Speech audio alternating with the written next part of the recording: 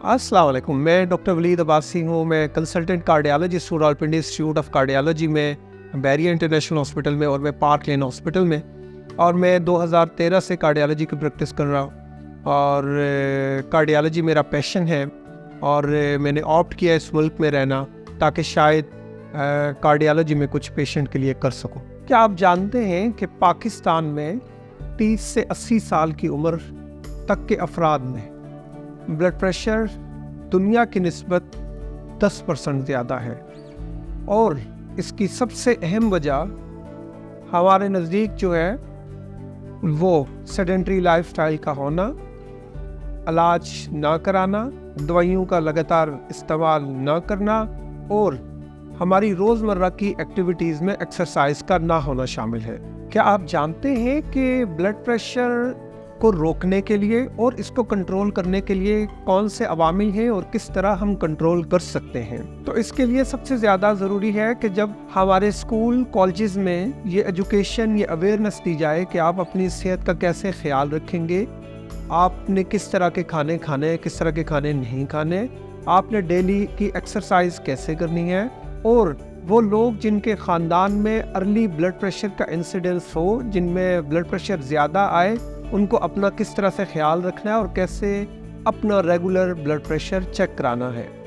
अगर ये वो चीज़ें करती रहें तो बहुत ज़्यादा प्रोबेबिलिटी और चांसेस है कि जिनको 30-40 साल में ब्लड प्रेशर आ जाए या 50 में, वो शायद 60 या 70 साल के बाद आए। इसी तरह जिन लोगों को ब्लड प्रेशर हो जाए उनके लिए ज़रूरी है कि वो अपना रेगुलर ब्लड प्रेशर चेक कराते रहें, दवाइयों का इस्तेमाल रेगुलर करें, अपने खाने में सब्ज़ी फ्रूट का इस्तेमाल ज़्यादा से ज़्यादा करें और मुर्गन खाने और ये जो सॉफ्ट ड्रिंक है इनका इस्तेमाल कम से कम करें। ये वो अवामिल हैं, ये वो तरीक़ाकार है जिससे अमल करते हुए ना सिर्फ हम ब्लड प्रेशर के इंसिडेंस को कम कर सकते हैं बल्कि अपने ब्लड प्रेशर को, जिन मरीज़ों को हो जाता है, वो भी अच्छी तरह कंट्रोल कर सकते हैं। जिन लोगों को ब्लड प्रेशर हो चुका होता है या ब्लड प्रेशर के मरीज़ हैं, वो अक्सर ये कहते हैं कि हम जब दवाई खाते हैं तो हमारा ब्लड प्रेशर ठीक हो जाता है और हम ये समझते हैं कि जब ब्लड प्रेशर ज़्यादा हो तो फिर दवाई खाएं। ऐसे लोगों को मेरा मशवरा है कि प्लीज़ वो दवाई खाने से ही आपका तो ब्लड प्रेशर ठीक हुआ होता है। Most of the time, majority cases में, इवन 80 to 90% केसेस में दवाई खाने से ब्लड प्रेशर जब नॉर्मल होता है तो ये दवाई लगातार जारी रखनी होती है। आपकी ये दवाई लगातार जब जारी रहेगी तभी ब्लड प्रेशर कम होता है। ऐसा कभी हुआ है कि हम गए कि हम एक ही दफ़ा बस खाना खाते हैं और देन हमें खाने की ज़रूरत ना पड़े?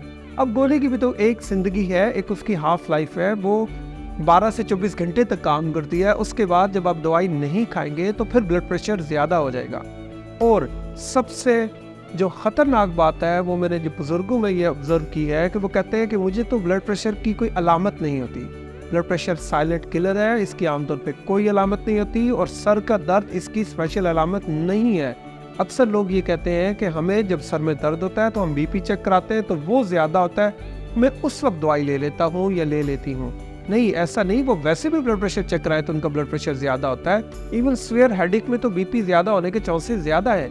यानी कि अगर किसी का बीपी ज़्यादा हो 180, 160, 170, लाजमी नहीं है उसको हेडेक हो, लेकिन अगर किसी को हेडेक हो जाए बहुत ज़्यादा तो उस वक्त वो बीपी चेक कराए तो मे भी उसका बीपी हेडेक की वजह से ज़्यादा हो सकता है। तो आप खाली सिम्टम अपने ऊपर ऑब्जर्व करके दवाई ना खाएं बल्कि लगातार दवाई खाएं। और लगातार दवाई खाने से ये देखा गया है कि जो ब्लड प्रेशर रिलेटेड मॉर्बिडिटी और मॉर्टेलिटीज़ हैं वो लगातार दवाई खाने वालों में बहुत कम पाई जाती हैं बजाय उनके कि जो दवाई छोड़ देते हैं। अक्सर ये देखा गया है कि लोग कहते हैं कि किसी हमारे मरीज़ को फालिज हुआ और उसकी वजह ब्लड प्रेशर थी। हाँ, फालिज की वजह ब्लड प्रेशर हो सकती है पुराना, लेकिन ये नहीं होता कि जिस मरीज़ को फालिज हो वो 180, 190 या 200 ब्लड प्रेशर हुआ और उसको फालिज हो गया, स्पेशली इस्केमिक स्ट्रोक। ऐसा नहीं होता।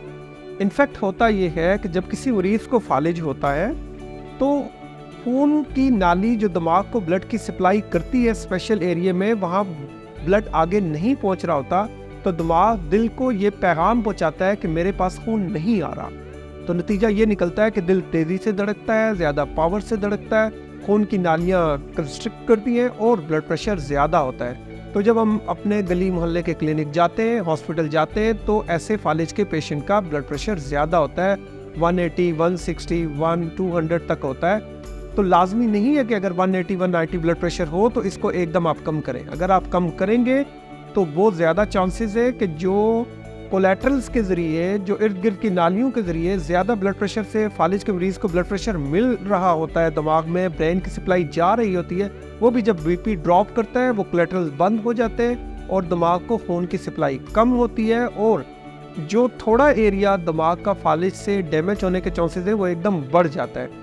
तो मेरा आपसे ये गुजारिश है कि फालिज के मरीज़ों को अचानक अगर फालिज हो तो ब्लड प्रेशर उसी वक्त प्लीज़ कम ना करें, बल्कि किसी अच्छे हॉस्पिटल लेके जाएं और वहाँ का मुस्तनद डॉक्टर ये आपको बताएगा कि किस रीडिंग तक रखना है हमने ब्लड प्रेशर को और कितने दिन तक रखना है।